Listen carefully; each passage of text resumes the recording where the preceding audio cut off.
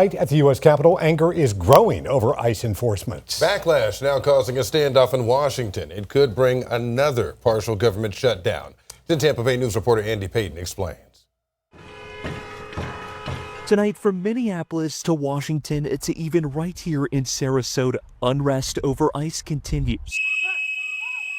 Just days after federal agents in Minneapolis shot and killed 37-year-old Alex Preddy. It's our time to speak up against the injustice that we're seeing in front of our very eyes today. This morning, students in Sarasota County walking out. Why am I here at 10 a.m. on a school day? Why am I missing class? Less than a week after their own school board passed a resolution emphasizing its commitment to working with ICE. I think it's so disheartening, and honestly, I think it's just from a lack of understanding and ignorance. Tonight, Governor Ron DeSantis expressing the state's commitment to ICE. We're going to continue with positive cooperation. It's certainly made a difference here in Florida. And accusing Minnesota leaders of encouraging the violence. They're creating a toxic environment where they're really inciting people, to go out and show hostility to the agents who are doing this. That discussion also taking center stage this week in Washington, with threats of another government shutdown looming.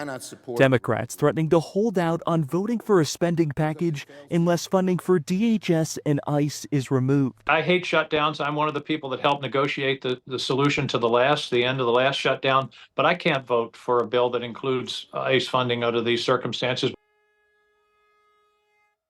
Now, the deadline to prevent this shutdown is at the end of the night Friday. However, this wouldn't be the same type of shutdown as the one we just saw. Funding has already been secured for a number of agencies, with part of the spending package already signed into laws, but others like TSA, which is part of DHS, the Department of Health and Human Services, and the State Department could start feeling these impacts as soon as Saturday. A lot going on here now. We say this is their job, but a tough situation there on Capitol Hill. Is there anything at all that can be done to keep the government open without passing this DHS bill? Yes, it focuses on DHS specifically and their role in the funding of this. Democrats are specifically asking that part of this funding bill be left out of that. Unfortunately, though, that would require the entire Senate to agree on that. And right now, Republicans are kind of signaling that that's not going to be the case.